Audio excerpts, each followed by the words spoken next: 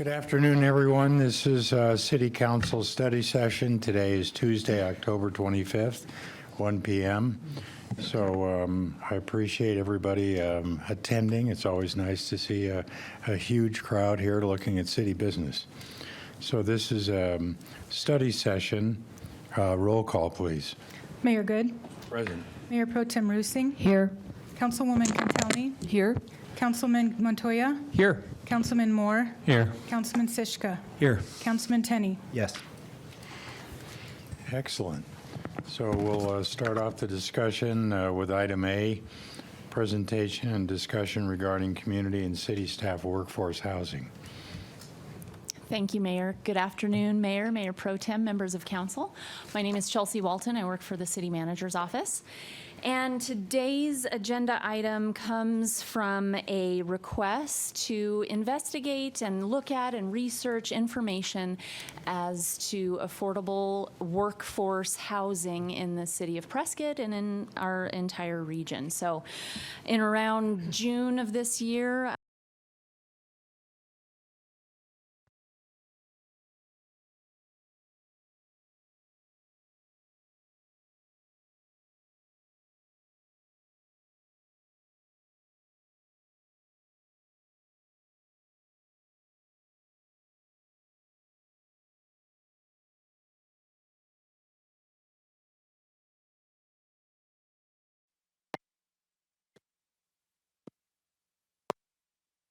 but you got to start somewhere. And where we started was looking at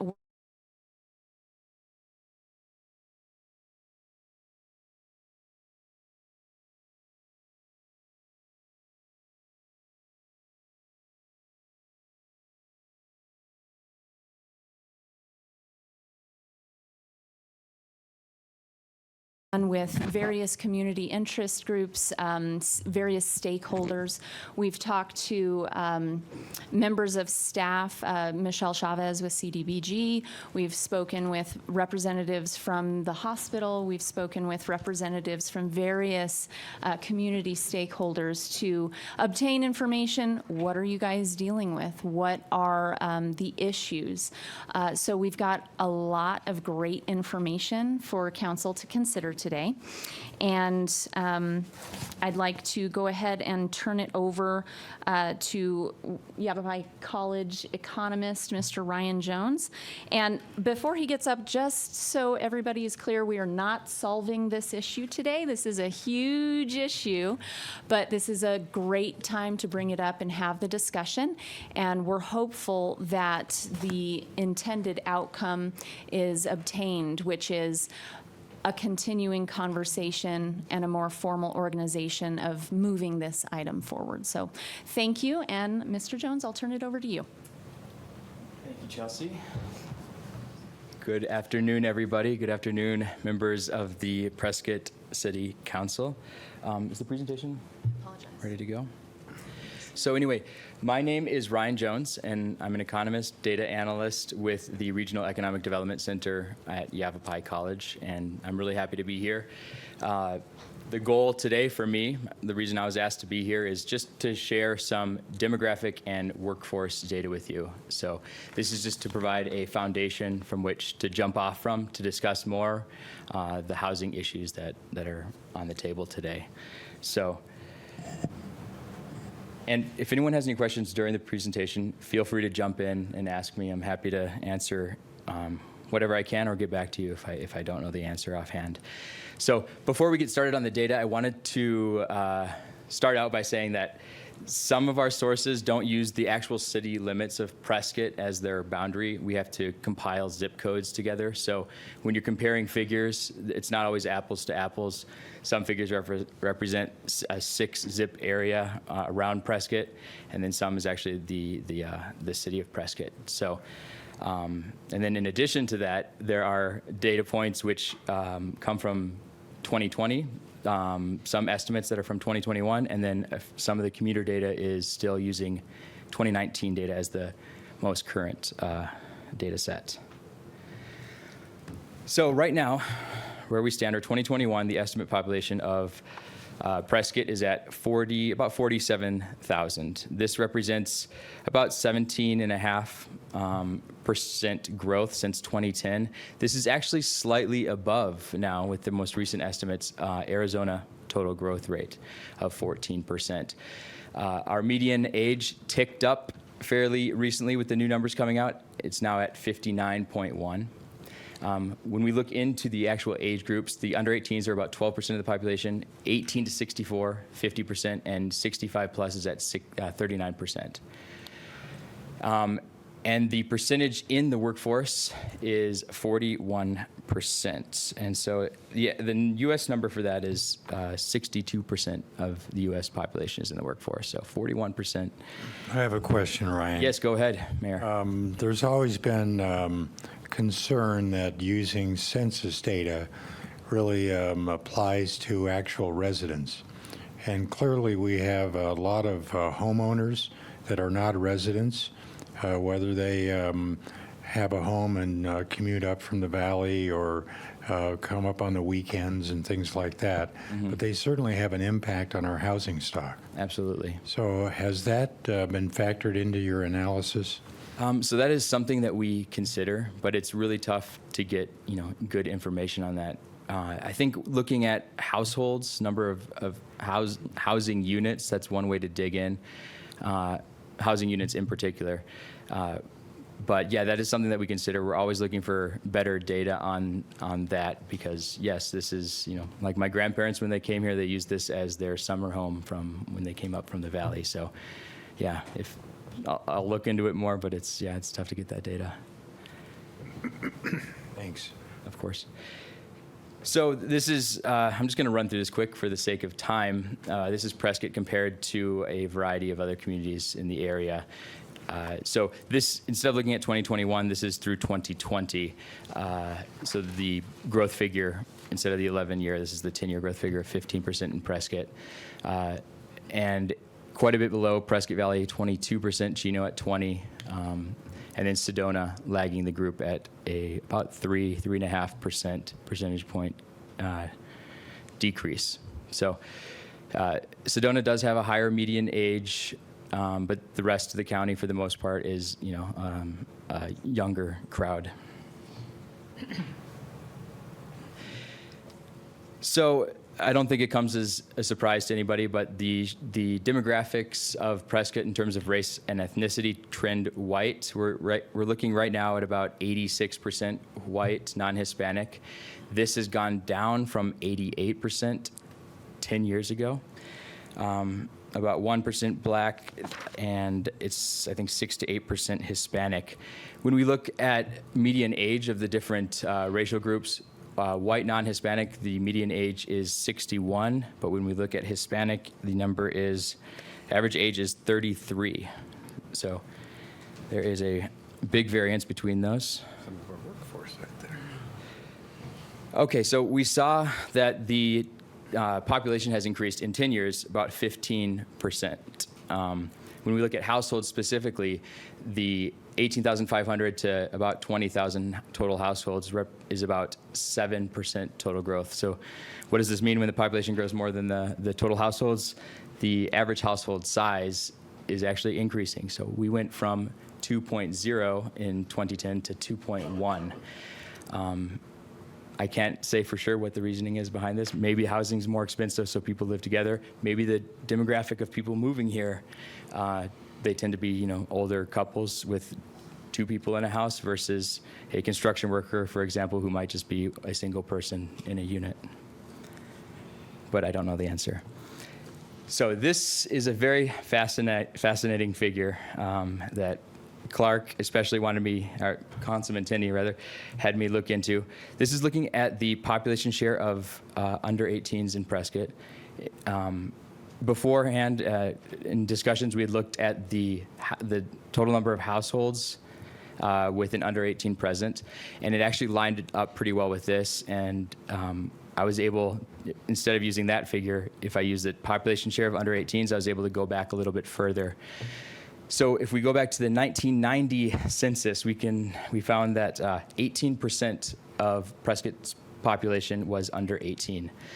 That went down to 16% in 2000, then 15%, and then the most recent figure is 12% of the population.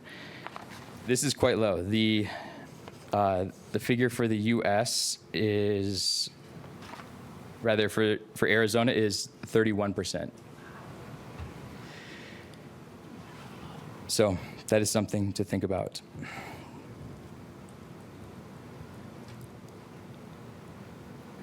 Here we're looking at households with at least one member of over 60 years old. 2010, just 12 years ago, we had 54% with at least one member of a household over 60. Now it is 68%. And the US figure is 43%, so about 50% less.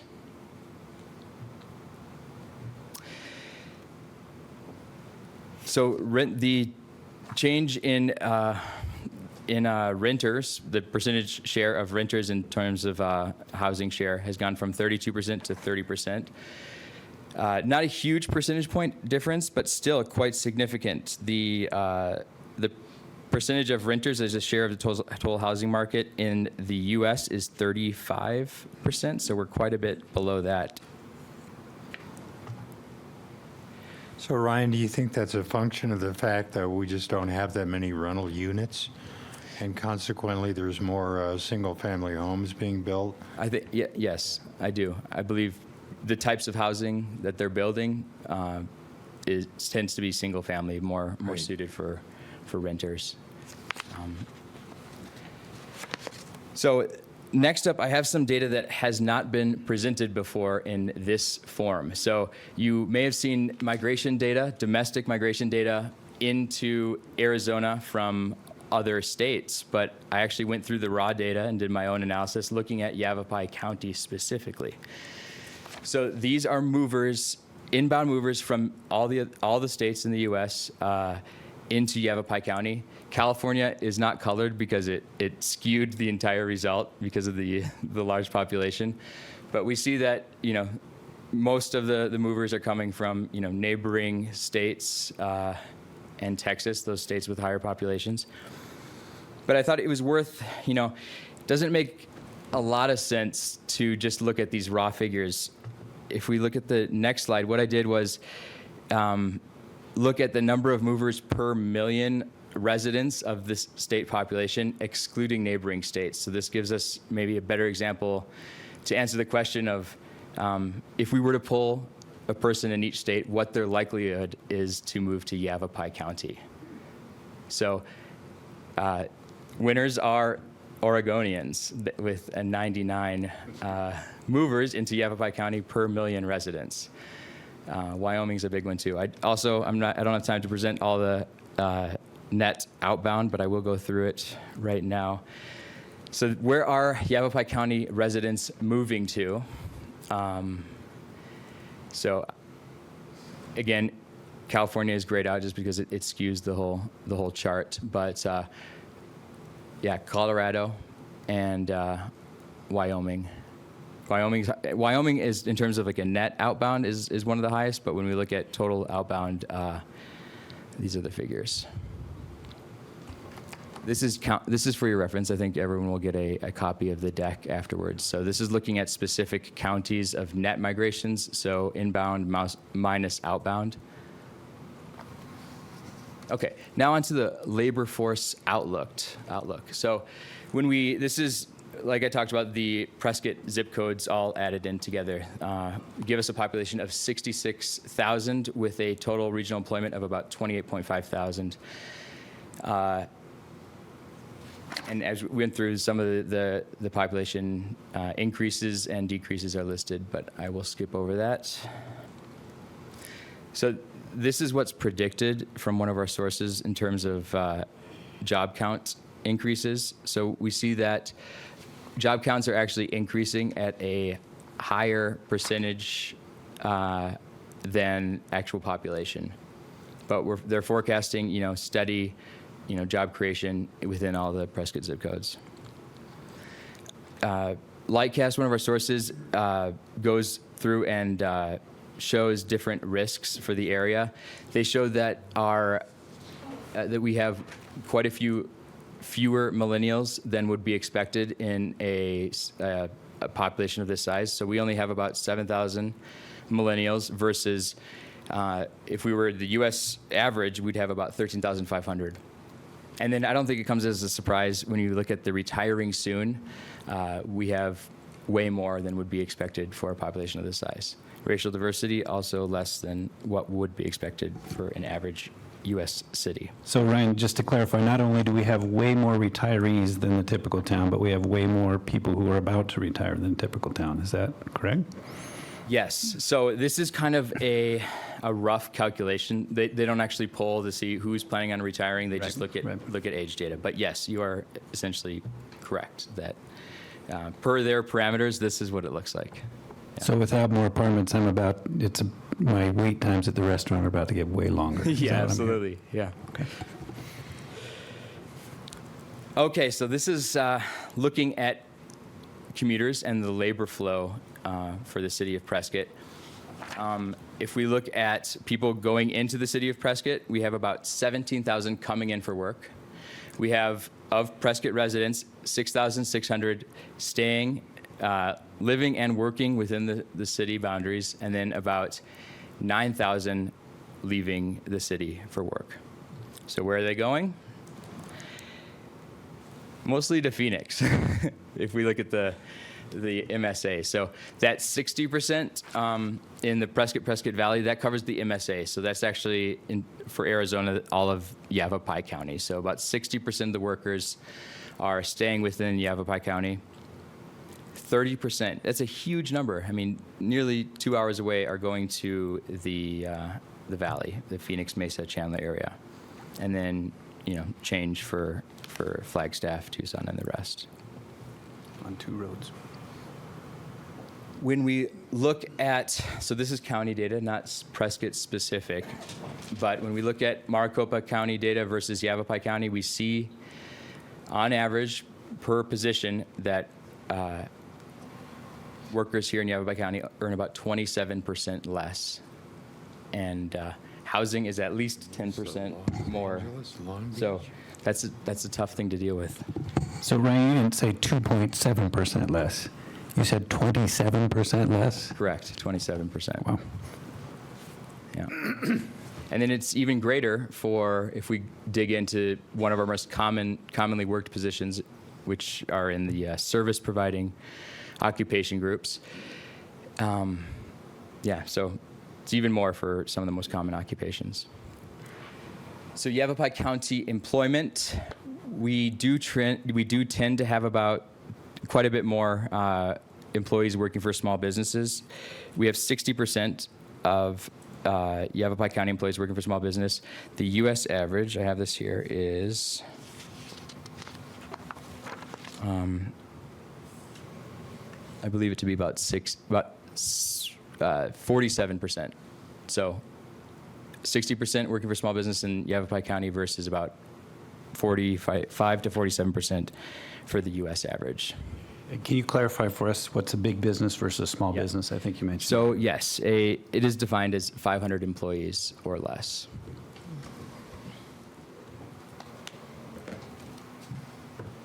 So now looking at cost of living, wages more directly, and the job mix, I'm just going to fly through this.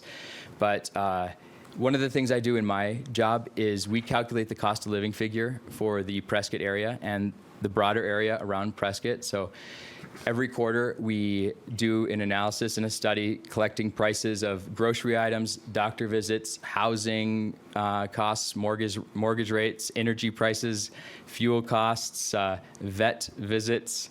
It's an assortment of a basket of different items to figure out the actual cost of living here. And then we submit that to a national organization which compiles it and publishes results for about 270 communities across the U.S.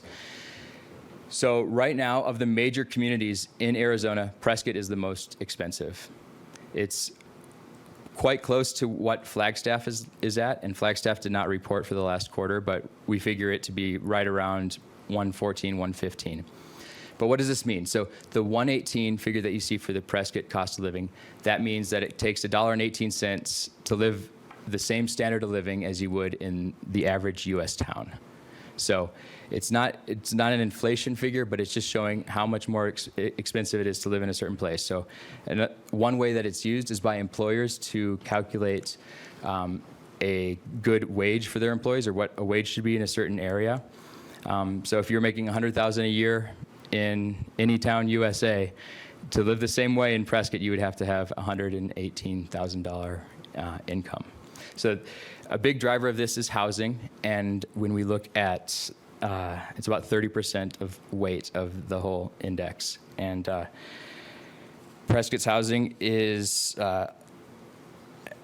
as a share of the cost of living, we're at about 147. So this is 50% more than the average U.S., compared to Phoenix at 121, Flagstaff at 140, Tucson at 105, and Yuma at 86.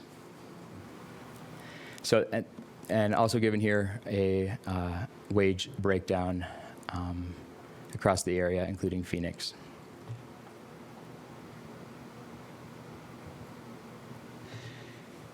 So I know I'm running out of time, but I'll wrap up with a couple more slides. This is looking at jobs within industries, and I'm not going to go through each line individually, but the purple line is the number of jobs that we have here, and then that dash, that gray dash, shows what would be expected, if we were within the national average. So we see for healthcare and social assistance, we have more jobs than would be expected in the average town, which makes sense with the older population. Government jobs, quite a bit less. We're not a capital city of a state. Accommodation and food services also make a lot of sense to me, being overrepresented in the area. And other notable items, professional, scientific, and technical services, we are way below. That is one area where, we don't have enough jobs, or they're not very well represented in this area. And then also administrative and support and waste management and remediation services. That encompasses a wide range of different positions, which I can go into detail if you are curious. Okay, and so the last chart we looked at were industry jobs. Now we're looking at occupational groups. So similar but different. Here, I think the highlights, and I can't explain why things are the way they are, but transportation and material moving positions are way less than they would be expected for the U.S. average. And also business and financial operations. Those are the two categories which stuck out to me. Computer and mathematical as well. So that's the broad overview of demographics and labor market. I know it's quick, but for the time I have, that's what I have. Does anyone have any questions before I wrap up? Councilman Tenney. Ryan, does your research and experience allow you to answer this question both briefly and well? What are the implications for the healthy, sustainable growth of a city that is skewed so heavily toward retirement, and where the cost of living is so high compared to the wages that are being earned? So you're asking what the solution is? What are the implications? The implications. Where are we going? What does this mean? Is this healthy, or is it okay? It's no big deal, or or are there problems? Is this a problem? Yeah, I think I don't think it's necessarily a huge problem. Everything, there's always swings in the movement, but we're pretty far swung in one direction. Things look a little bit healthier when we consider the whole county. But yeah, I think this is something to consider when we make decisions, or when you all make the big decisions that you make. So the implications are that we should consider this, but it's not necessarily the end of the world. Housing is expensive here, but that's for a reason. This is a desirable place to live. That's a good thing. I'd rather it be that way than Detroit, where housing is quite affordable, but you don't want to live there. So. And I believe that the market, will make corrections. We're all here for a limited time on this earth, and things change for better or worse. It's not a great answer, but it's the best I can do. I feel much better being reminded of the limited time I have on there. Yeah. Thank you for that. Anybody else? Any questions from the back? No? Well, you're right, Ryan. It takes markets a while to adapt and respond. So when you have a situation with a pandemic and a lot of governmental control over the economy, the market really is restricted from responding in a manner that you would normally expect with less restrictions. So as we continue to grow as a retirement community, obviously there are a lot of service jobs developed to service those retirees. So those are usually lower hourly wage jobs, and with that becomes difficulty finding affordable housing for those people that would like to be hired and would like to work in that sector, but can either find or afford housing that would allow them to live in the community or nearby in the community. So market response doesn't happen with a light switch. It takes a little bit of time, and eventually it does. But in the meantime, it can be painful during that eventuality. Thank you, Ryan. Agreed. Thank you all. All right. Thank you very much, Ryan, for that picture.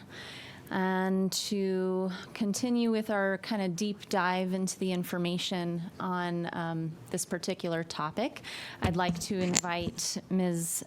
Cody Ann Yarns, a local realtor here in the city of Prescott. She's going to tell us about the housing market, and take it away. Thank you, everyone, for having me. A little taller than you, apparently.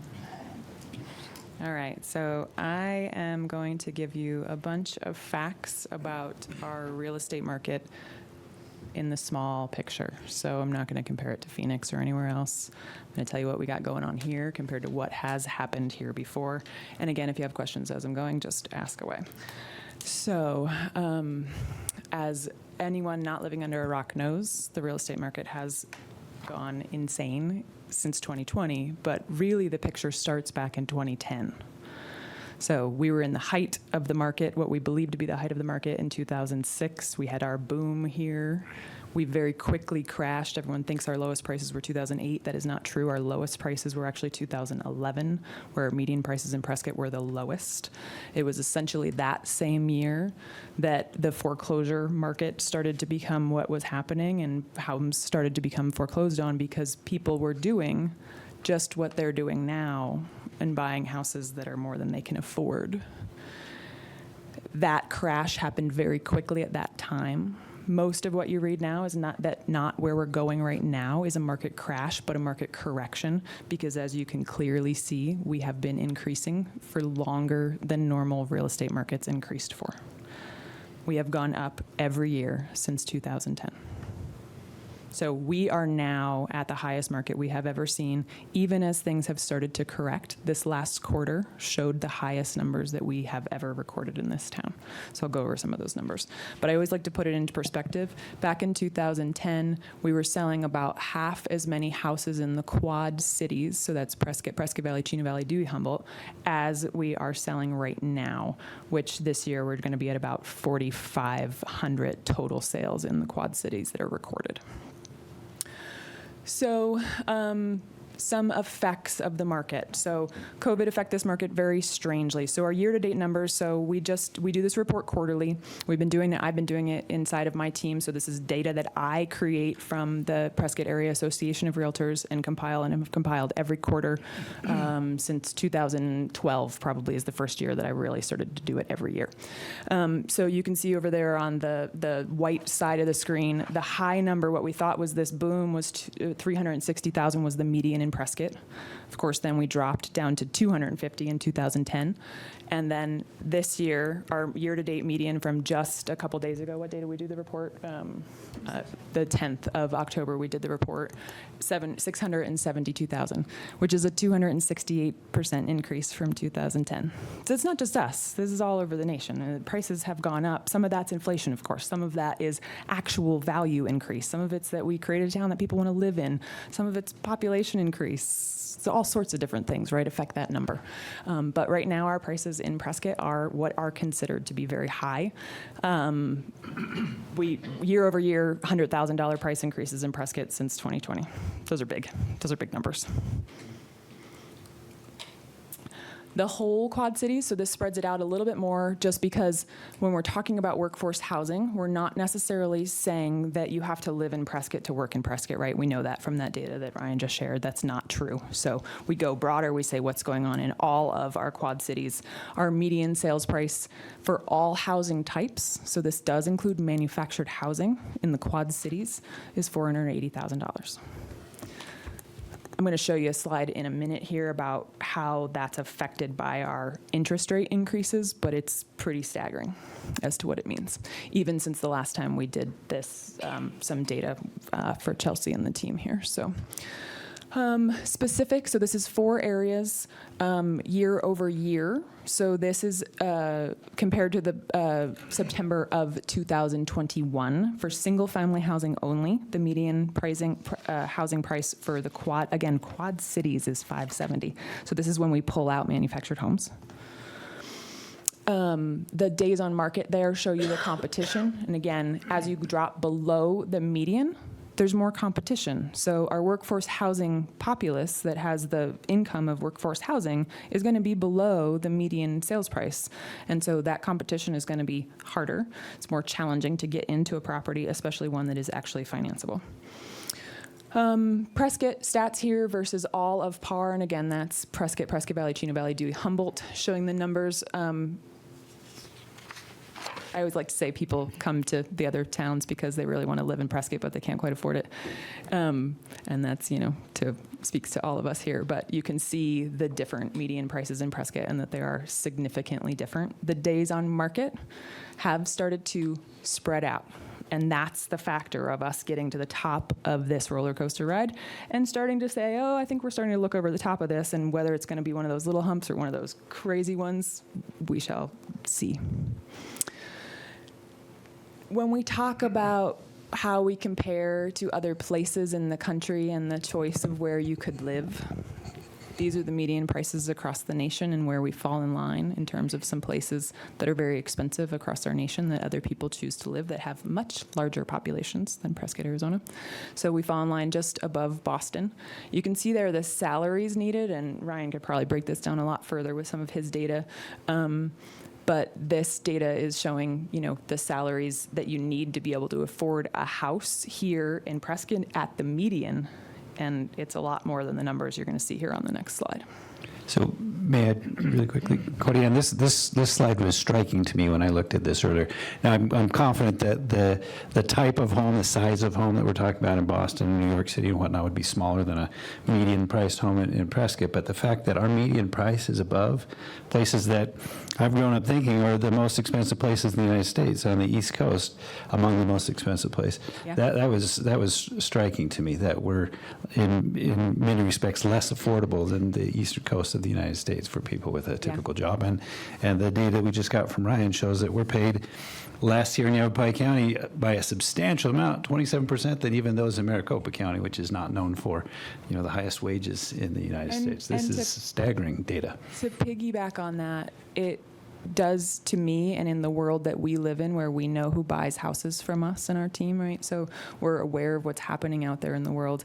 And I would say for sure that the fact that it's all retired or nearly retired is 100% going to be a challenge for us in the future. If we can all afford this style house, who is serving us that beer? Right. Truly. And who's doing it without adding to the traffic that we're all concerned about, right? I mean, we saw some stats on that from our last presentation. Yeah, quite staggering numbers for sure. And it's true, if we create a community where the only people that can afford to live here are retired and or close to retired, who teaches our children and where do they go and what happens next? So there's a lot, packaged into this little tiny package here as to these fantastic prices for some people. For some people, this is an amazing thing, and for some people, it's a terrible thing. So you have to put it all into perspective. Okay, so here's where it goes down to the data that was collected by Chelsea and staff at the city, where we talk about U.S. Census data versus the average salaries provided for the workforce housing groups that we decided we were going to talk about through this presentation. So nationwide, the median salary to purchase a home is almost $76,000. So that means based on the current rates, that's the amount of money that you need to be able to make to be able to buy a median priced home across the nation, which we just determined was $480,000, something like that. U.S. median household income is below that. Yavapai County's median income, so the number that Ryan said was 55 for Prescott. Yavapai County is 53 from the same source, I believe, right? You guys pulled from the same source, yeah. And then here's our average salaries listed below there, and this is, again, data compiled by city staff, which thank you guys for doing. So those numbers, you can see what those are. So a lot of what we talk about here next, and I even wanted a second to see those, but what we talk about next is then what that means in terms of purchasing power. And one of the things we talked about a lot as we were working through this presentation was that you do have to keep in mind that this is a single income.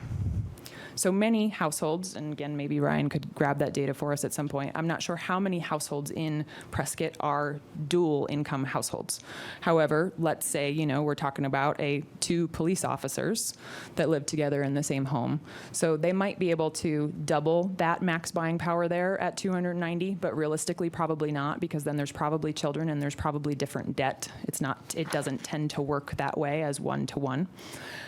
The numbers in red are the available inventory of homes in that price range as of last Friday. To clarify, that's in the entire Quad City area. Correct. This is not Prescott. So a police officer, there are 13 homes on the market. It includes Ash Fork and Kirkland. Oh my gosh. And even some of North Phoenix, who likes to list their properties in our MLS now. Yeah. So yes, so that is the total active listed inventory, again, of a couple days ago. So from a couple days ago, though, and one of the data points I wanted to tell you is that the highest inventory we've seen this year was 1,061 properties in the Quad Cities. When I started selling real estate in 2006, there was 3,600. We're down, which we expect as we come into winter months. We always go down in inventory, so we're almost back down to 1,000, which right now still feels like a ton for us, because in the beginning of 2021, in the whole Quad Cities, there was 275 properties listed, which is why the prices went up 268%. I mean, it's a no-brainer, right? We understand supply demand. It's not a thing that is hard for a fourth grader to understand. There's less of it. It's more expensive. It's just how it works. So you can very clearly see, and then those red data points again, you can see that there's more when you get up into that $100,000 price range. When when you're making $100,000 and you can afford to buy $475, that's still $100,000 below the median in the Quad Cities and $200,000 below the median in Prescott. It's not a great house. Yeah. It's a house, which is wonderful, but it's not a great house. So the next points here break it down a little bit further. So it talks about specifically the teacher salaries that we got. So we had up at the top, you can see the loan assumptions. So I worked with one of our mortgage professionals, and she said, hey, let's run the assumptions based on FHA. So the typical teacher buyer is going to be FHA buyer, so first-time home buyer, or it's their first house, their only house, they're not buying an investment property. They only need 3.5% down. But 3.5% of 672 is still a lot of money that a lot of teachers don't have sitting around, right? So here again, we're saying that the PUSD, if the single teacher at PUSD wanted to buy a house, they can only afford up to $165, and there is not a single house in the Quad Cities that they can buy. It doesn't exist. And that was on Friday. So that one in Humboldt, that one's probably gone. That one's probably sold. The two in Chino, one or two of those are probably sold.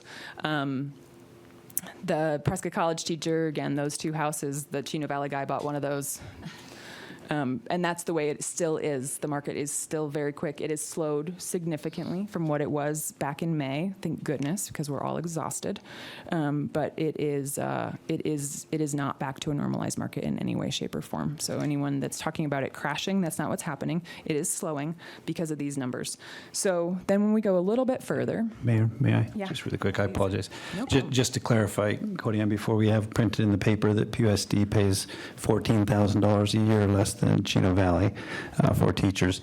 That's probably a figure from our base salary scale, It which is Good not the clarification. entire it is the, compensation. If you look back 2 slides where it said just over 50,000, that's where our teachers are paid. yeah, good, very good clarification there. That K-12 schools 50,000.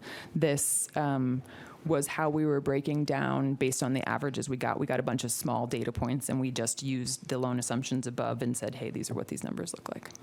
I think it's also important to note that the 40% debt to income ratio, that is really high. So this is, aggressive. It's not even recommended to go that high. So Totally. These are reaches for those employees. Yeah, it's essentially the max that you can finance is you can go to 43. Sure. So 40% debt to income is an extremely high debt level to hold. And it's not a debt level we want healthy community members to hold. Because then guess what happens? Go back to that first slide that I showed you from 2010. They can't afford their house and they foreclose. And then what happens? Future foreclosures of America is something that we say jokingly right now about markets like this when people are buying things as rental properties that do not make sense. You have to understand what you're doing with your money. So anyway, that's a whole different thing. So these breaks it down a little bit further in terms of just inventory and what we have here so that you understand the medians. So active inventory under 300. In Prescott, there's 3. 3. Dewey Humboldt, there's 1. It's a manufactured home. In Chino, there's 6. Prescott Valley, there's 9. Prescott Valley is more affordable housing. You've seen that in all the median numbers. It tends to hover around $100,000 or $150,000 below our Prescott numbers. It also tends to be a place where more of the families tend to go because there's more families there. Good, bad, or indifferent. It just is the way that it is. Active inventory, that shows our numbers there in that $300,000 to $500,000 range. And this last slide is probably the most important in terms of what is happening right now in our marketplace. And this helps you understand the interest rate change, right? So everyone's talking about the interest rate change. But this puts it into some very simple numbers. So that second bullet point down, January, a buyer who had a max purchasing power of $500,000. The interest rate was 4% in January. Okay, that's only 10 months ago. The interest rate is now over 7%. Today it's 7.45 or something like that. Their purchasing power is down to only $350,000. And you just saw that there's no houses under $350,000. There's probably 14 of them when it all comes down to it. And that bottom slide there, the Prescott median stick-built home, again, we know that the workforce housing populace isn't just going to buy in Prescott, but for a healthier community, do we want our people to work close to home? Do we want them to be part of our community? Do we want them to then contribute to the local restaurants, things like that? The pricing there that you can see, the average or the median, sold in 2021 and the median year to date in 2022 is still a staggeringly higher number. And that's the thing to keep in mind, that even with that interest rate number going up, and they're saying 8 is likely by January that we will see it in the 8s. And then I have read multiple times now that there's a possibility that it comes down into the 5 range by the end of 23. But you can see how that changes buying power very quickly. So this stuff is all extremely fluid.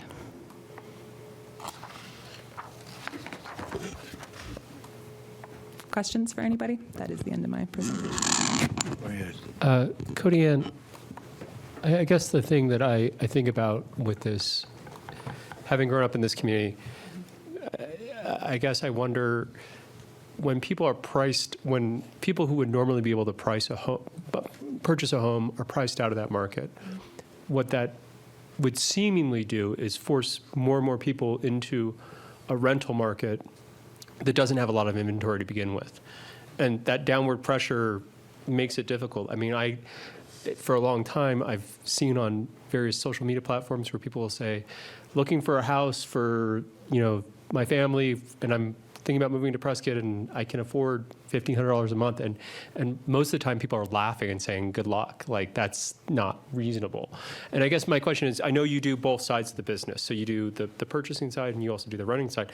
Is that characterization correct in terms of the fact that people being priced out of purchasing then suck up the rental inventory and it just gets harder and harder? Yes and no. So we own Rent Right Management Solutions, and so it has a sales team that is what I manage doing the sales side, and then my husband manages the rental side, managing 750 properties in mostly Prescott and Prescott Valley. So what we've seen on that side is that absolutely the prices have gone up, but for some reason, when the rental market increases, it doesn't increase at the same rate as the sales market does, and that's partially because that's investor money. And investors don't buy rental properties unless they cash flow, right? You don't buy a $700,000 rental property and rent it for $2,000 because you couldn't make your mortgage. So it's simple math. You couldn't work. So to some extent, yes. Are there people that have come here and increased the rental values on properties? Absolutely. Is that rate so absurd as to make it so that teacher, policemen, firefighters, nurses can't afford rentals? No, not necessarily. What we've seen mostly in town this year is that you can get somewhere in the just over $1 per square foot range, and it's really hard with rental properties to throw that number out. Please don't report that because it's not necessarily true or not true. It's just that you can't say one house and average it all and say, okay, well, now the rental rate's $1 per square foot. But in general, it wouldn't be shocking to be able to rent a 1,500 square foot, 3-bedroom, 2-bath house for $1,700, a little over $1 a square foot. And based on those teacher salaries and based on the rules that our particular company and most companies have, which is 2.5 times income to be able to rent, so you have to make 2.5 times per what, they can rent them. It's possible.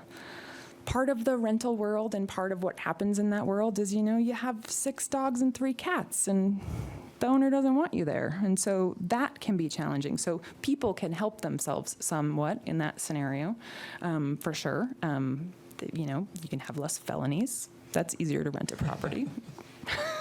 Things like that. So there's other factors that go into the rental world. So has it gone up? Absolutely. As the sales market has increased, the rental market will not quite follow it because of that exact factor.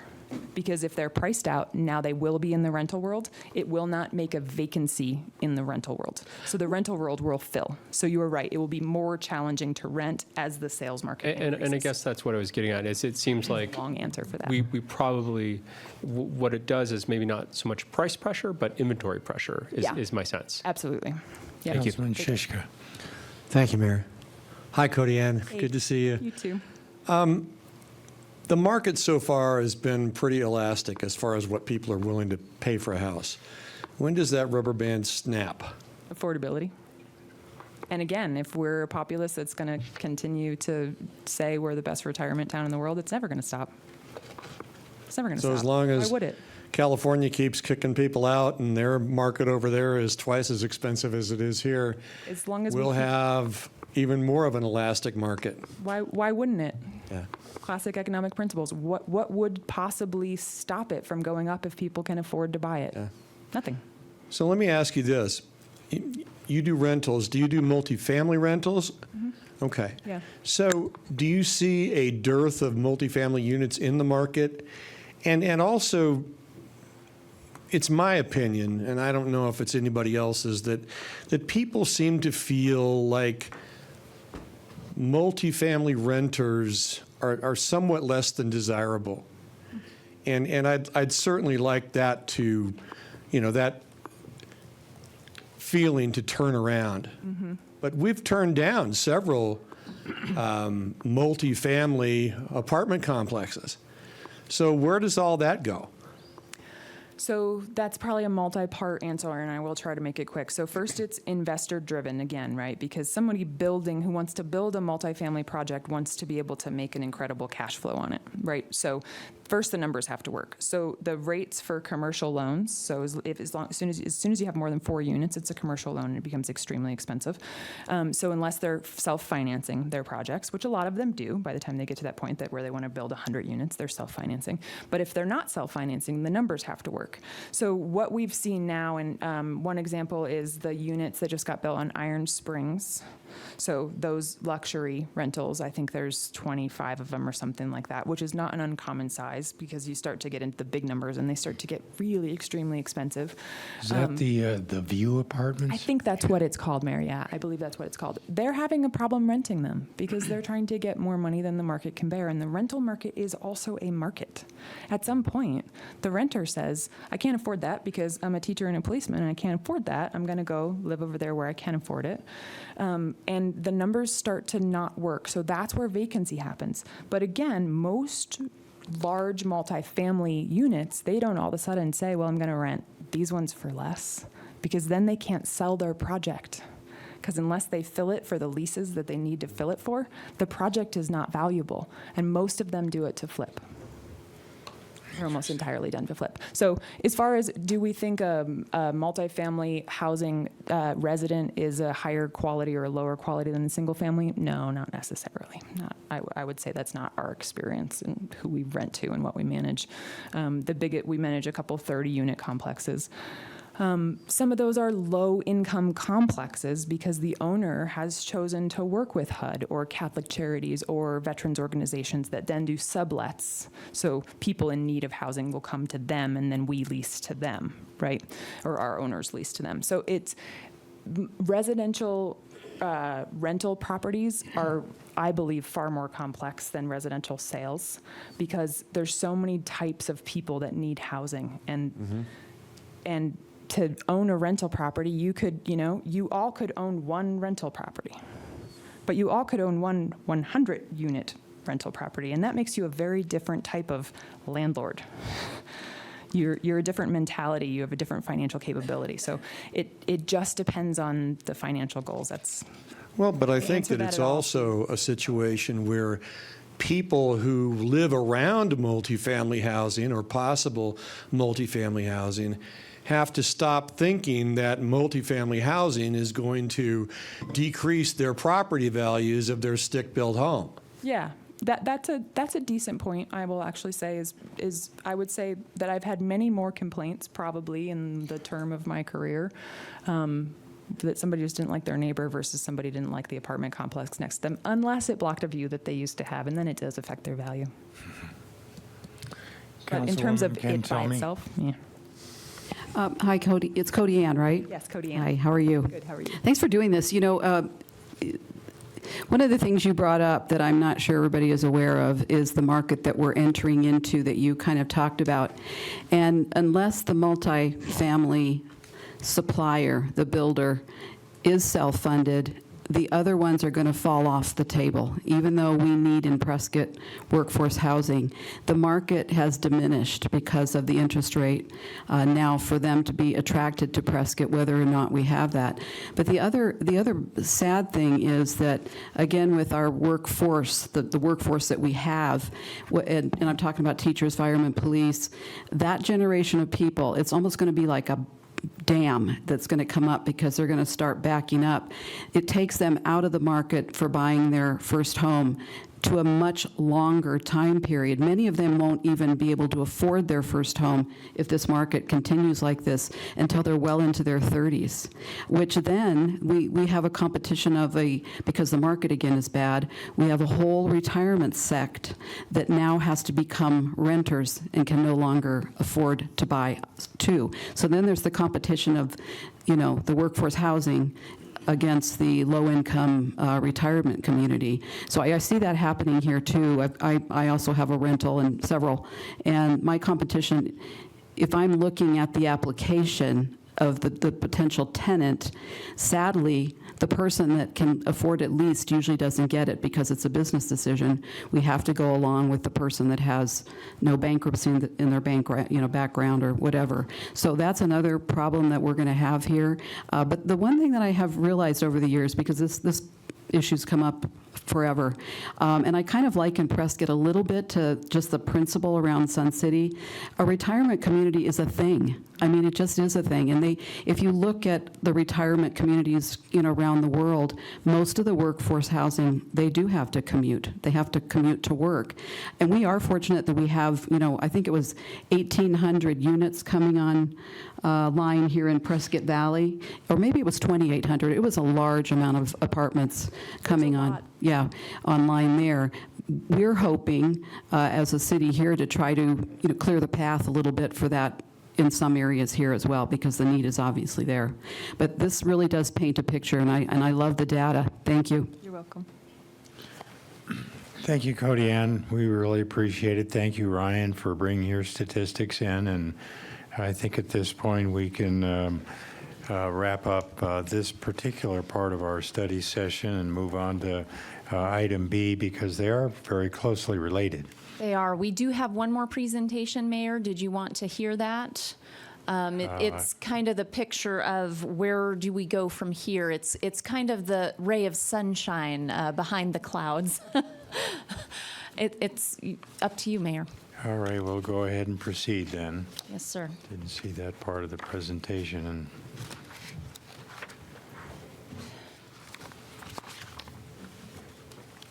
Could always use a ray of sunshine.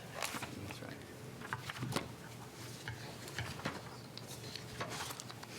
So, and I'll make this as brief as possible. I know we're bumping up on some timelines, but staff put together some information. And before we move into the ray of sunshine, just a little more information from the City of Prescott as an organization. And I know that HR Manager Brandon Nunez will be presenting after this to give you a little bit more information, but because it colors a lot of what you've heard already, just wanted to give you some highlights. So September of this year, the employees of the City of Prescott received a survey on affordable housing. Now, we have roughly 500 employees in the City of Prescott, and we had 235 survey results. So if anybody's used to surveys, that's a really good return.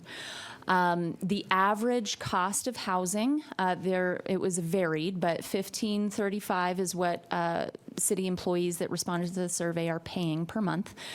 This is what's really painful. The average response from these employees was 53% of their income goes towards their rent or mortgage costs. Now, Cody Ann presented a figure of a 40% debt to income ratio. This is quite painful for our city employees. And as Ryan's presentations showed, lots of city employees, 43% live in Prescott, but 57% live in another Quad City area. And if I may, I just wanted to say that for the employees of City of Prescott, we heard you. We're working on it. Hang in there and watch these council meetings for more. So current HR struggles, again, Brandon's going to touch on this, but 18% of job offers in 2020 and 2021 were specifically rejected or declined due to the cost of Prescott. That's approximately 1 out of 6 offers made between 2020 and 2021, with the average unfilled vacancy positions of 42 total unfilled vacancy positions in 2022. That's a big deal. Current workforce turnover is 16%. And I was talking to Brandon, just asking the question, looking at costs of employee retention versus recruitment. And he provided this stat from the Society of Human Resources Management industry standard. It costs an employer an average of 6 to 9 months of an annual salary to do the recruiting, the hiring, the onboarding, the burden of the other staff that have to take over their job duties because the position remains unfilled. So the ripple effect. So these are issues that Prescott is facing right now. Minimal first responder staffing, limited ER staffing, entry-level or lower quality hires, increased employee turnover, And this is not just, I know we're focusing on the 4 main workforce categories, but this is not just one industry or another. This is all workforce industries. And so to put it in perspective, when you call 911, you really need an operator to pick up the phone. And right now, it's not, it's happening, but you might have a little bit more of a wait. You go to the ER, you're not feeling well.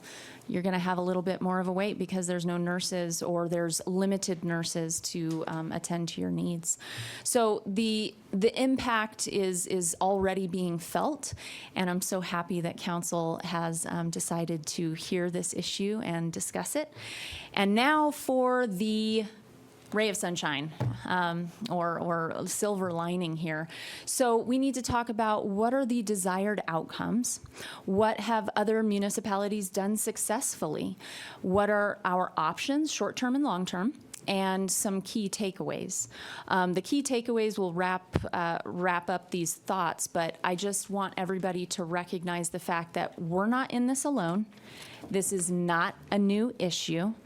Other communities have struggled and grappled with this thing, so there's a lot of information out there. So our desired outcomes are to make Prescott the highly sought after market for jobs. We want quality employees here. We want adequate staffing. We want to attract those quality employees. We want increased level of services, reduced turnover, reduced employee burnout, and improved quality of life for residents. We want you to have every need that you have in your life living here in Prescott. We want all of those needs met.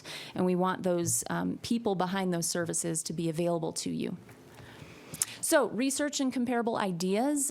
Staff culled all kinds of communities across similar areas, Arizona, Colorado, Oregon, Minnesota.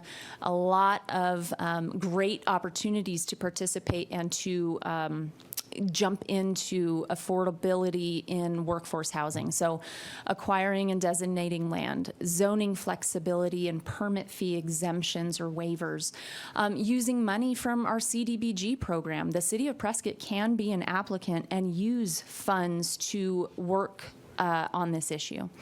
The USDA and affordable housing fee programs, lots of money out there, grants, et cetera. Incentivize developers to include affordable homes in their projects. They're coming in, and it kind of goes in with the requiring developments and annexes to include certain percentage of affordable homes. You approach us, you want to live in the great city of Prescott? Well, throw us some affordable housing in your new project. And then some kind of lower hanging fruits and some things we need to look at, creating task force or standing commission to handle this issue. Community collaboration.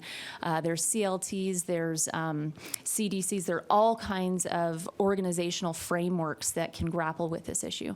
Hire affordable housing coordinators and housing director positions. Incentivize ADUs, the accessory dwelling units. A lot of folks have, I think Cody Ann or Ryan mentioned the fact that this might be second home area for some folks. They might have a mother-in-law suite, casita, things. Incentivize them using those accessory dwelling units for workforce housing. These are just strategies that other communities have done, and that's why they're on this slide. So wanted to talk, this kind of goes in with short-term, long-term, but an immediate response. So PUSD, as you all have probably read in the paper, PUSD is applying for a grant that is going to put in some teacherages, and it's within the City of Prescott limits. And this would be a fantastic flagship or proof of concept project that the City of Prescott could jump in and coordinate and work with this other community stakeholder to figure out how can we partner together, because we cannot do it alone. Let's come up with a community framework and an organizational structure that on this smaller project we could work out the kinks and then move to bigger and more units of affordability in the city of Prescott. I believe it was developer Mike Fan. I don't know if he's here today, but we were talking about this issue, and he mentioned, what PUSD is doing is wonderful, but they're looking at 6 to 7 units. That's a drop in the bucket of what we need in the community, and he's absolutely right.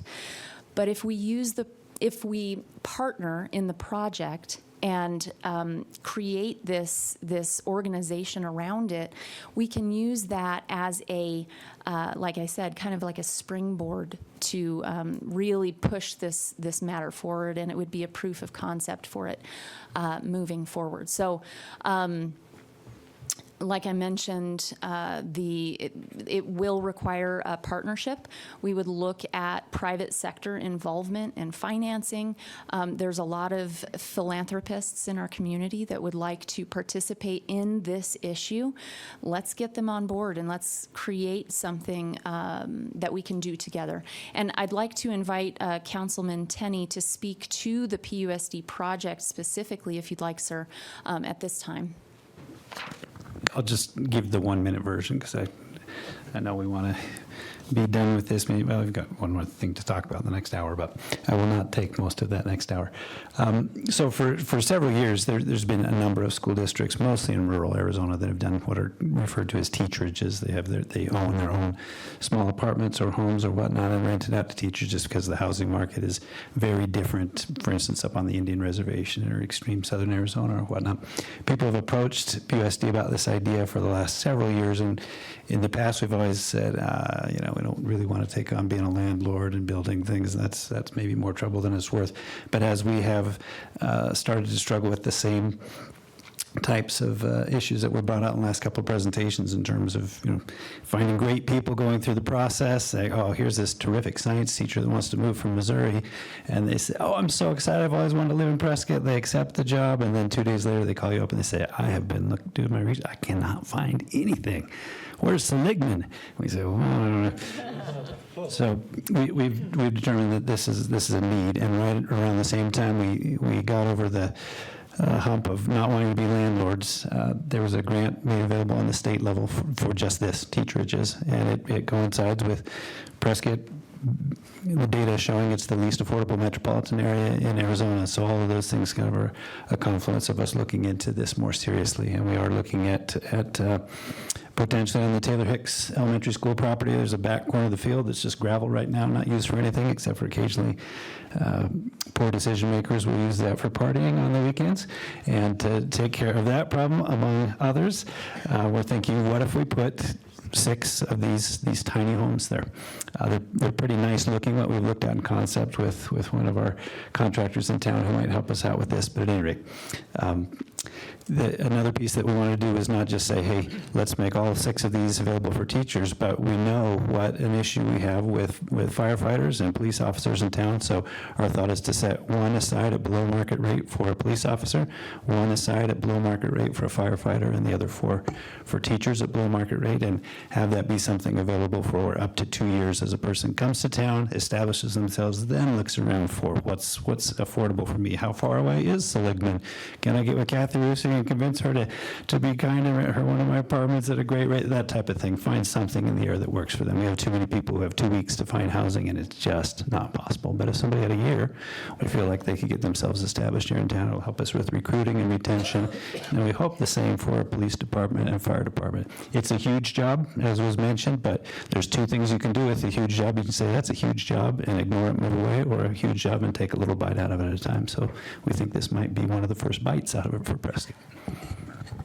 Wonderful, thank you. And I- Councilman Tenney, do you know if PUSD has additional excess property that might be considered for Phase 2, perhaps? That is a great question. We don't have excess really of anything in the school district. However, again, in addition to this little corner of Taylor Hicks, there's a bit of land that's not as readily developable behind Granite Mountain School that we could look at in the future. We've also talked in concept in terms of the city partnership with some city folks about some land that some parcels that the city owns in the downtown area that right now isn't used for anything. It's vacant and surrounded by multifamily housing and whatnot. We've talked about the potential for a partnership of working with the city where PUSD was able to lease that land from the city or whatnot, and then we do the building, and same kind of a thing. There's 3 parcels we've looked at, and we thought conceptually, well, what if one of those was for a firefighter, one for a policeman, and one for a teacher's family? Thank you. Wonderful. Thank you, Councilman. And continuing on with the presentation, I just have a couple more slides, Brandon, sorry.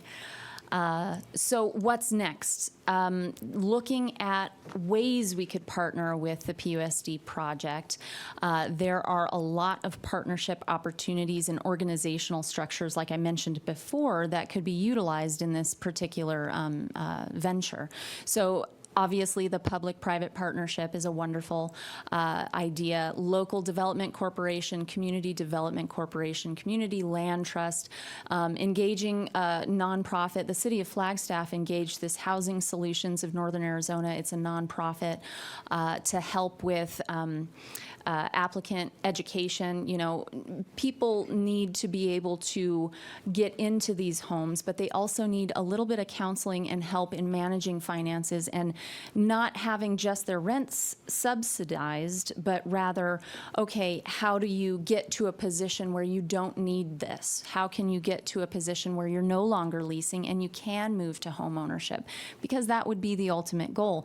As Councilman Montoya has pointed out before, that's how you build wealth. That's how you get on your own 2 feet, really. So these organizational structures could really get us there and do all of this research. And just small steps.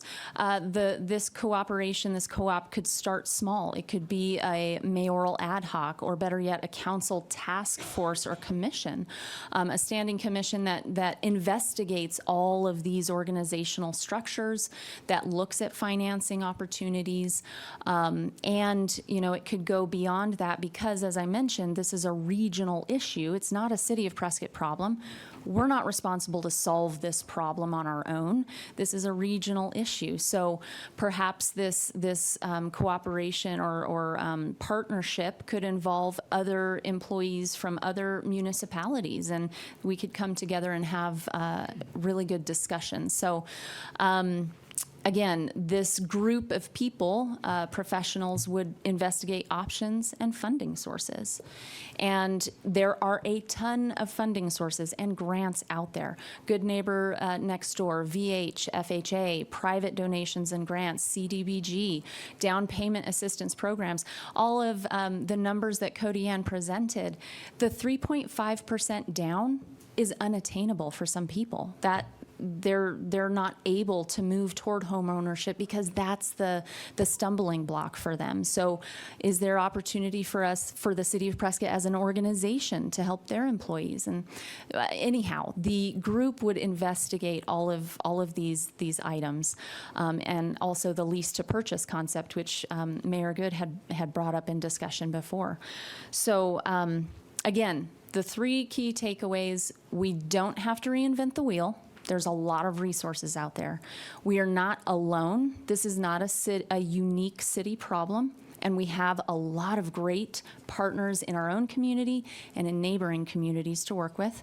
And there is more than one right answer. We might not get a clean, sleek, one fix for the entire issue. It might be a couple units with PUSD over here. It might be 40 units with another partner over there.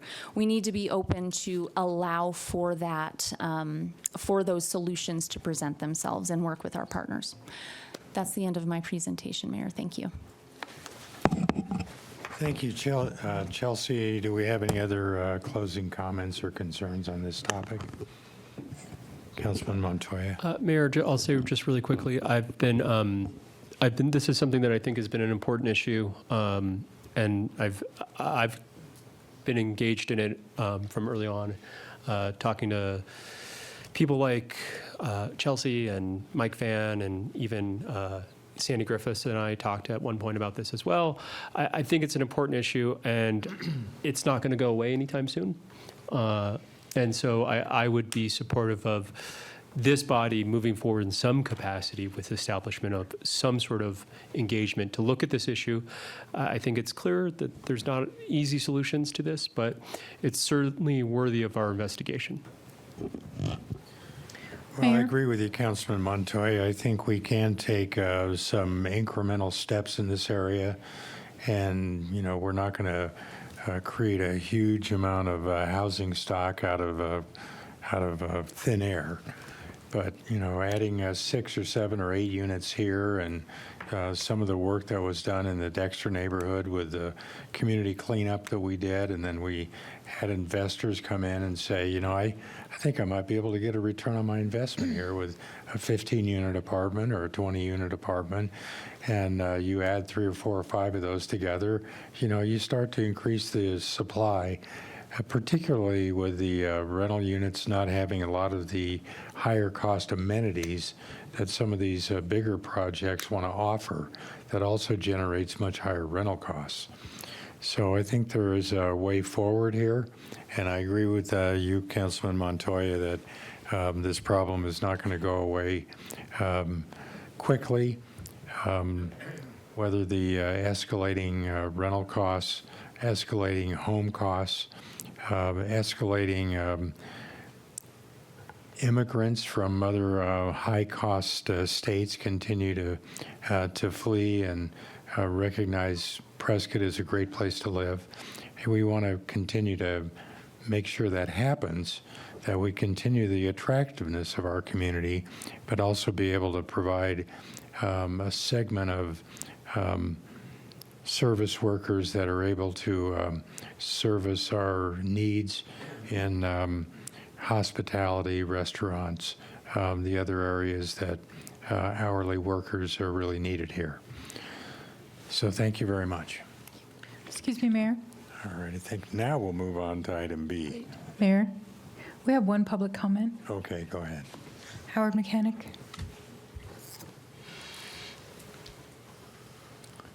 Thank you, Mr. Mayor and Council, and I appreciate Mr. Mayor and Mr. Montoya putting this on the agenda. This item or issue has been discussed since I've been in town, close to 20 years. I think we need to get past the discussion phase.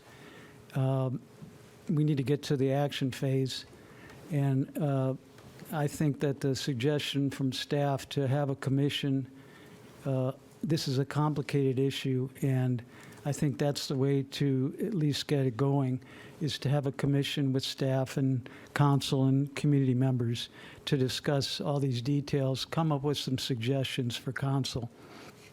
There are 2 major issues here. One is the lack of workforce housing for the general community, and the other issue is the lack of affordable housing for your employees.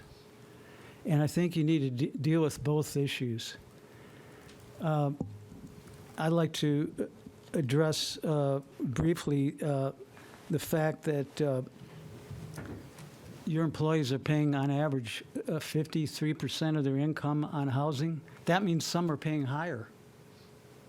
I mean, that's, and you're going to have more vacancies in your positions. There's just no way around it. I was a little confused when Mr. Tenney asked Ryan about was his fax a problem, or did it indicate a problem? And it sounded like he said it didn't indicate a problem. So I don't know. I see a big problem here. I see a major problem for the general employers of the city and also the city itself to treat its employees in a way that they can stay here and live here economically and not have to cut their food budget or whatever. 2 weeks ago, before I knew this was on the agenda, I contacted the city manager telling him that, asking him if the city was interested in discussing the possibility of providing workforce housing for some of its employees on the Social Justice Charitable Fund's property on Overland. We've had discussions among myself and some volunteers and the planning team, and we've come to the conclusion that it would be a good idea to allocate about 55 units to a workforce housing.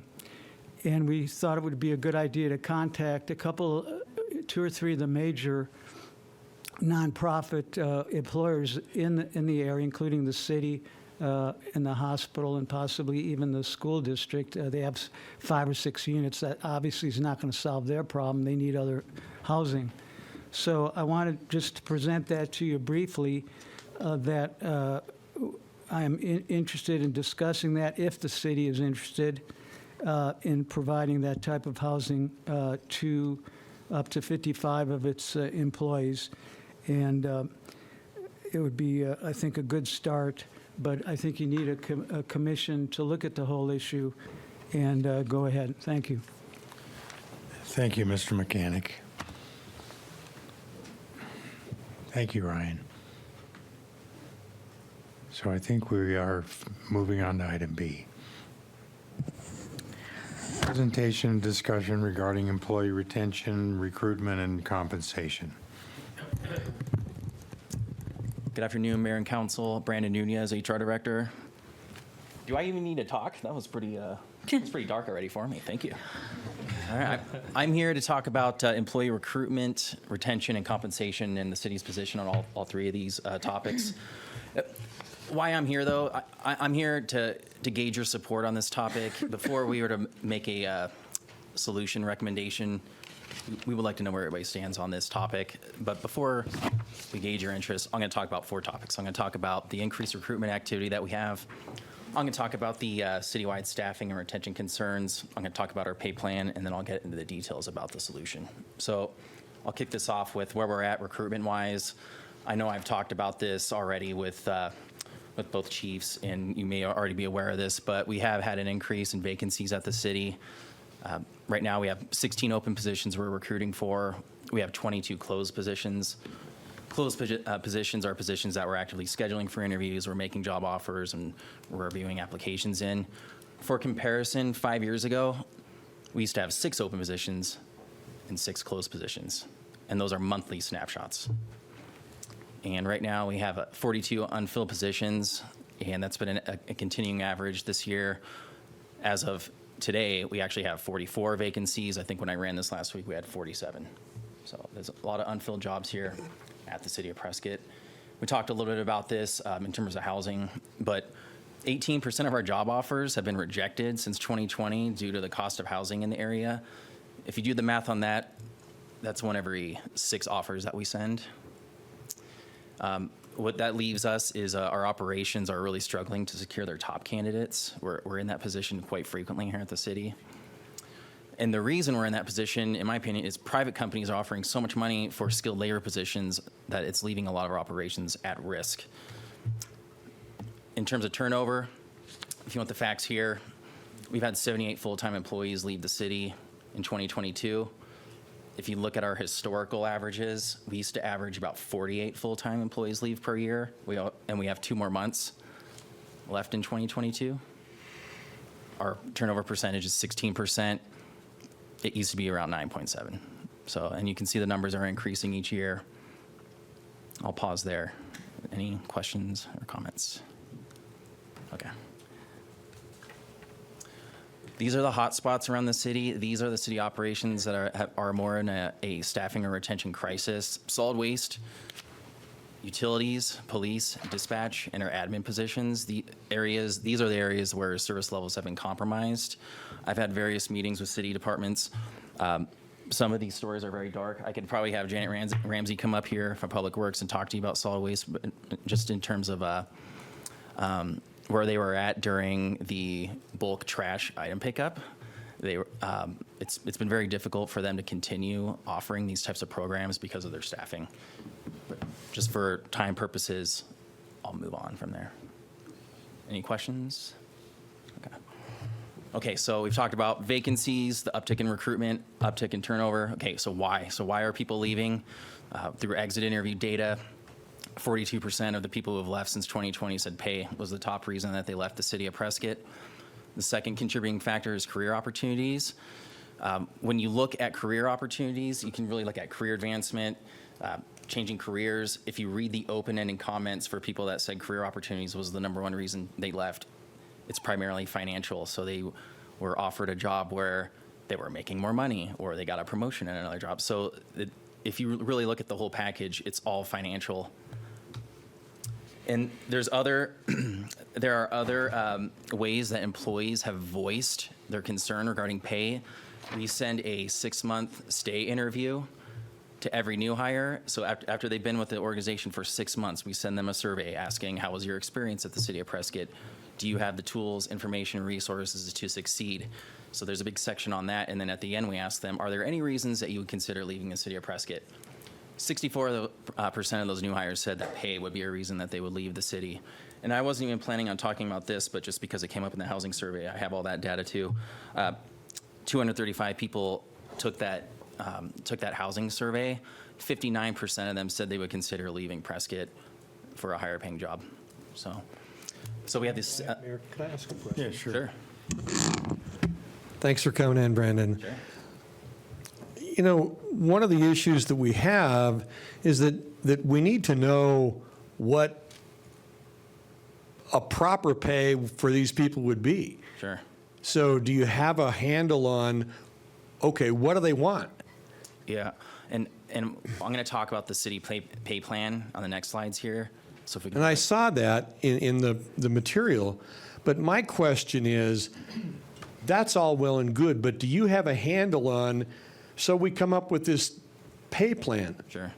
and they go, you know, that's not enough, or, yeah, it's enough, but, you know, we don't live in a vacuum. While we're doing this, other people are doing this. So how do we get a handle on it? I think one of the themes I want to talk about is CPI. We just need to make sure that our employee pay is moving with CPI. That's really how our pay plan is designed. And so a job has a specific classification and a specific pay range. So a 6-month survey or a stay interview or an exit interview is going to have various positions all across the city. So there are already established pay ranges for specific positions. What that looks like for, you know, a police officer compared to a solid waste equipment operator, I don't know exactly what that pay amount would be, but I just think we have to look at this organizationally and look at consistently how can we adjust the whole group. So, Well, I thought that class and comp was there to take care of that. it was, and one of the biggest takeaways from the last class and comp study was that our consultants told us that we need to move to a market responsive class and comp structure, which includes CPI. And we've never seen CPI like this, so that's how we got here. Okay, thank you. Yep. So we have, again, new hires, 6-month stay interviews, exit interviews. I already talked about that. Pay is the number one reason people have left the city. And then we talked about the housing survey. It's costing people 53% of their income. The other survey that we sent at the beginning of the year was childcare. We had 138 people took this or responded that they have childcare needs at the city. That costs on average $642 a month. So there's multiple sources of data. These are all methods in which we've gotten the employee voice. Any other questions about these references? Okay. All right, so let's talk about the good stuff. Let's talk about the current pay plan. For historical context, this is how it went down. We did a total class and comp study in 2020 and 2021. We implemented it on July 1st of 2021. The reason we did this study, there's various reasons. Number one, we wanted to ensure that we were paying people competitively. So we moved certain positions into a competitive market pay. We also wanted to reduce the number of pay grades. We had way too many pay grades within the city. We had 45 at one point. Now we only have 22. And then within those pay grades, we wanted to widen them so people could stay with the city and grow longer. Now the pay ranges are now a 50% spread from the minimum to the max. It used to be 40%. So, and then we used to also, because we had so many specialized positions, different pay grades, we were constantly in this position to reclass positions. We wanted to reduce that. We used to do around like 70. We now typically do somewhere between 5 and 10. So But ultimately, the reason we did this pay plan is we wanted to create a sustainable pay plan.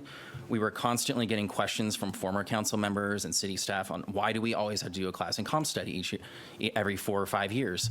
And the reason is because we previously weren't using CPI to be an indicator to create a market responsive structure. So I'll pause there. So that's why we did our last class and comp study. Okay. So what we came up with, based on the class and comp study, is we moved to a pay for performance system. How that is structured is we use CPI on July 1 to give to all city staff, and then we give them a pay for performance merit on their anniversary date.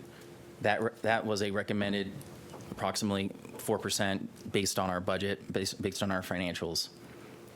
And then also within the structure of this pay plan, we are going to use CPI to adjust our pay grades and our pay ranges, so that way we're keeping up with the market. What it's looked like, on the bottom there, you can see that in fiscal year 2022, we gave employees either their market adjustment plus a 2% pay for performance, or we gave them a 2% CPI plus a 2% pay for performance, whichever was greater. And then this year, we gave folks a 5% CPI adjustment on July 1st, and then on their anniversary date, they get a 2% pay for performance merit. I know I'm just throwing that at you. Any questions? Okay. So I'm going to have Mr. Woodfill talk about CPI because he's the financial expert. I was an accounting major till I took accounting classes, then I determined I should be in HR. We actually threw him out. Mark Woodfill, Budget and Finance Director. Again, I think a lot of people probably know what a CPI is. Just real quick, you know, it's a survey that's done by the Bureau of Labor Statistics, 200 categories into those 8 groupings that I have up there. I don't need to read them to you, but it pretty much covers what it costs to live. There's a lot of things CPI doesn't measure, but for what it costs for average people on consumer price and what they're paying at the stores, it does a relatively good job. We've used, since the market survey went into, a new compensation plan went into place, we've been using the Phoenix Mesa Scottsdale CPI because it's close to us. It's less than 100 miles. It impacts our local economy significantly on things. If you don't shop here, you shop there. So, you know, it's very similar.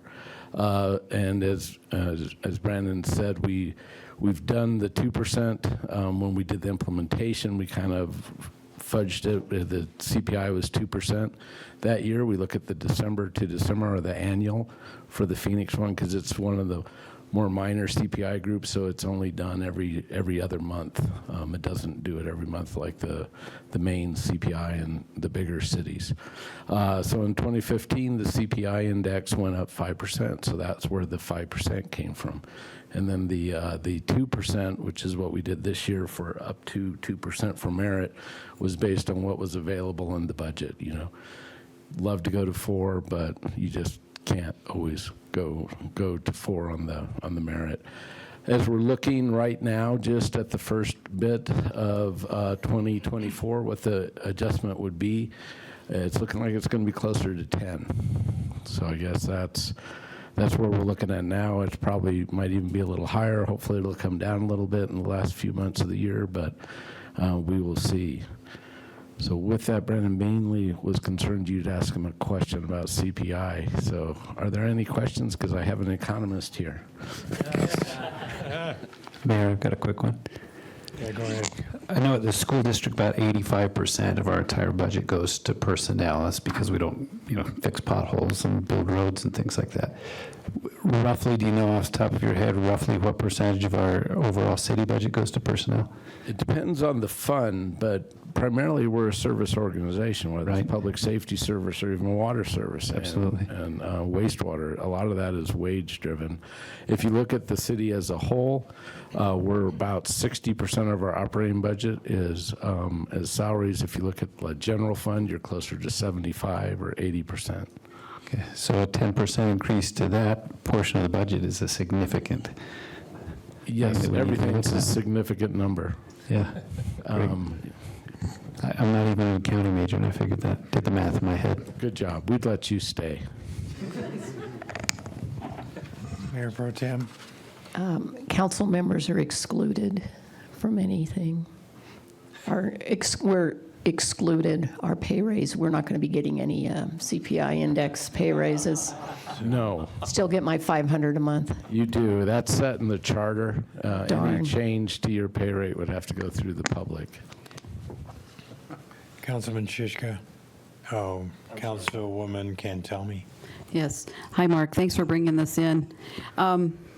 All of us see what's happening in the world today, but if we have, if we do a cost of 10%, theoretically, because of the higher rate of the sales of properties and the tourism and everything, our general fund has grown over the last 12 months. Do you have a rough idea of the percentage that the fund has grown?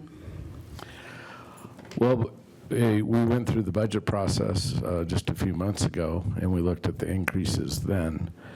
So I'll speak to the last 2 months, which are the sales tax numbers we've gotten. And we are seeing a reduction in taxable activity. And again, I say that as positive still. For the first 2 months of this year, we saw around a 2.3% increase in taxable sales activity, which is great. Positive, we love positive, but of course, you put that up against the CPI, that's actually a negative overall growth, but it's still positive in the revenue growth.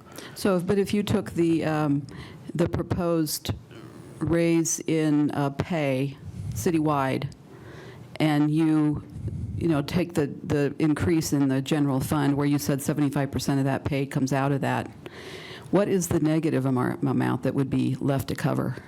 Well, Brandon has those numbers on okay. 2 slides. We can go ahead and look at that. The issue is a bigger issue than that. It's really, and I know we have a meeting in a few weeks to talk about overall city budget. There's a lot of complicating factors when we talk about the general fund.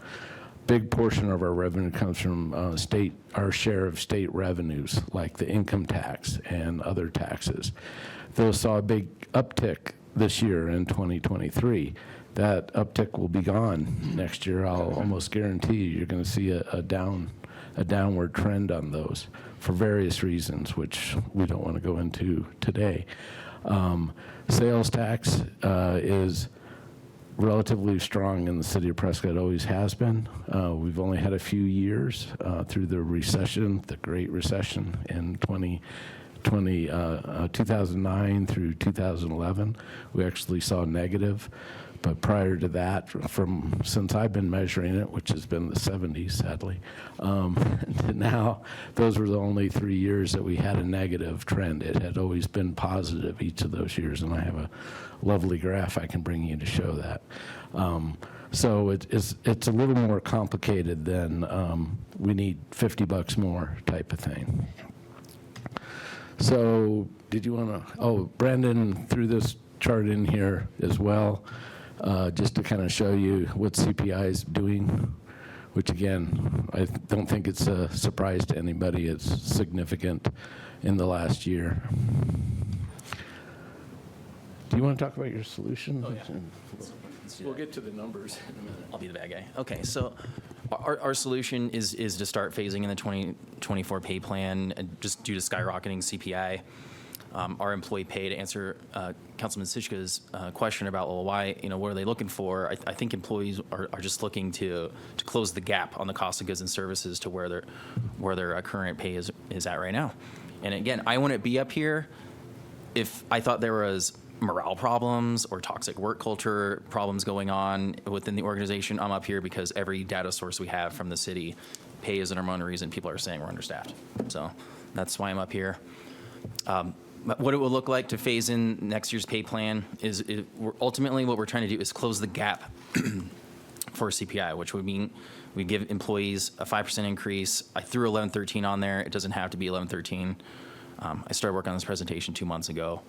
And it's funny how quickly 1113 comes up. But that's just one option we have, is just to close the gap as soon as we can. That helps me also for recruitment, because we would also, again, slide the pay ranges up 5%. So now the minimum is 5% more. and the maximums are 5% more. So that helps us a lot for job offers. And here's an example. If we have a equipment operator position we're trying to make an offer for in solid waste, right now the entry I think is 1924. If we move it up to 5%, that puts us in a better market position. And then if we extend the current employees in that pay grade, now I have down the line a better position to offer these people externally in. And that helps us in various positions. Lateral police officers, utilities is in a pretty big staffing dilemma, fire dispatch, the library, and all our admin positions. That's what we're looking at. Then what we would do is on July 1, we would fill that CPI gap. So if CPI ends up being 8 or 9%, we would give people on July 1 the remaining CPI. Ultimately, though, again, our compensation model is a pay-for-performance model. We want to keep that, and we would give people a 2% pay performance on their eval date. So that maintains the integrity of the pay plan. That's the simplest solution. It's the most consistent solution. The budget impact I know we're asking about, it'd be $766,000 in the general fund, $967,000 in other funds for a total of $1.5 million. I should have wore a tie. I heard if you ask for over $1 million, you should wear a tie. So. And again, just looking at these numbers, and these of course are estimates. Is there money available in the fund? This year, there probably is. How's that going to look next year? Well, we'll have to see where the state shared revenues come in. We'll have to see what the next 8 months, 10 months of sales tax numbers do for us, or to us. The issue being, and of course, a raise is continual earnings, right? It's not just this year, it's next year. Right. This is a portion of a year. That doesn't mean it's not recurring, but council has made a commitment. It's been the number 1 or 2 of your strategic goals every year is to keep this compensation plan in place, which includes the market flexibility of it. So the only real additional cost is bringing this portion of the CPI adjustment, which is killing us because it's going up so quick right now, forward, whatever it is, 9 months, 6 months, whenever Brandon gets around to it.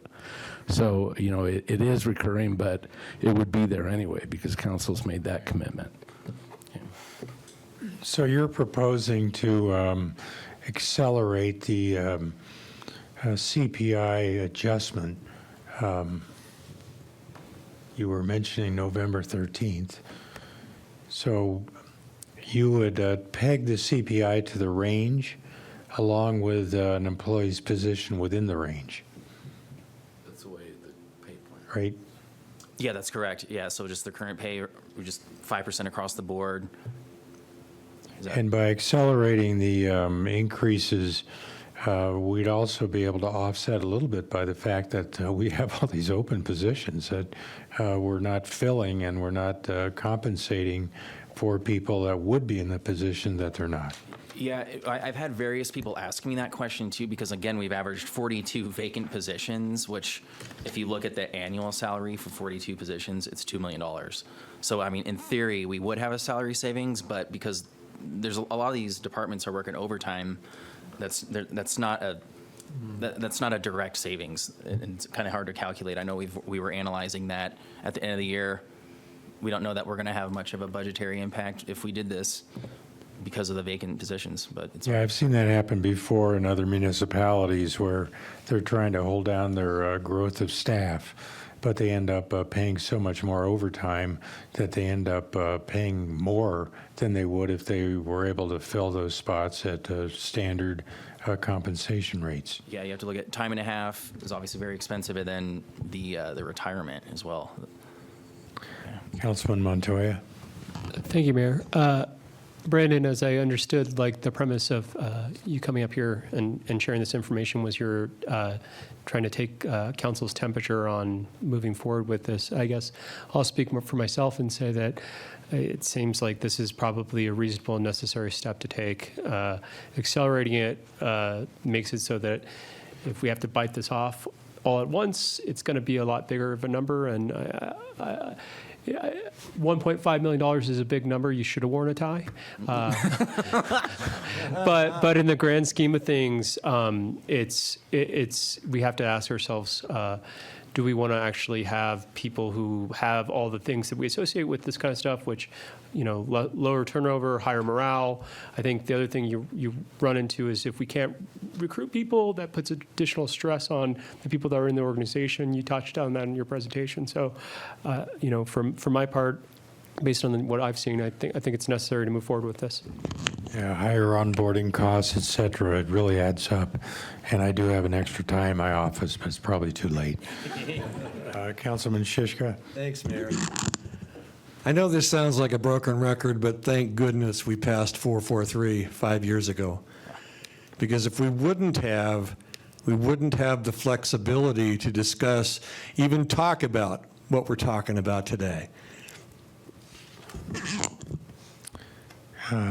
Mayor Pro Tem. Brandon, I have a serious question here. Sure. Would you describe the situation as a crisis here at the city? We have operations that are in a crisis. I put them on the slides, and I feel comfortable saying that because we've met with them various times and looked at options. Again, like solid waste, we're in a position where we could be altering how many times a week we pick up your trash. We're in that position now, and that's why I'm up here. I wouldn't be coming up here if I didn't think it was dire, and it is. Police, I think we're down 10 people right now. We have another retirement, so we're going to be down 11. We still have to put people in the academy. They have to go on FTO rides. Those people aren't going to hit the streets for 2 years. So we have operations that are in a staffing crisis, yes. So it sounds like we really do have to incentivize people because it's a multi-pronged problem with our cost of living, cost of housing, cost of food, and we're competing against all the other municipalities in the state that are offering, for example, sign-on bonuses, $7,000, $8,000 just to sign up. And we've explored that. I mean, I'll talk about some other options here too. I know we're coming short on time, but before we looked at the recommended solution, we thought, okay, well, what else can we do here? If we wait till July 1st of next year, we're going to have to reduce service levels in certain at-risk departments. Again, if we waited till July 1st, we'd be looking at potentially giving folks an 8 to 10% CPI adjustment, and we still want to maintain the integrity of the pay-for-performance model. So are we not realistically going to look at a 12% pay increase for staff? I mean, that's an option. The other option, which is one of my least desirable, is in the recruitment area, is when we get an applicant who is making an exorbitant amount of money, we could hire that person at a higher level of pay and then give equity adjustments to people who are making less than that employee. But that's going to create a very dirty pay plan. I would really not like to do that. I'll do it if I think it's going to give us equipment operators or police officers. But then there's inconsistencies between pay grades and positions, and I can guarantee I'll be up here in 2 years asking for a class and comp study again. And I just would like to say it's our job as elected officials to maybe help out and look at other areas where we could save money and cutbacks. Every little bit helps. Thank you. Councilman Tenney.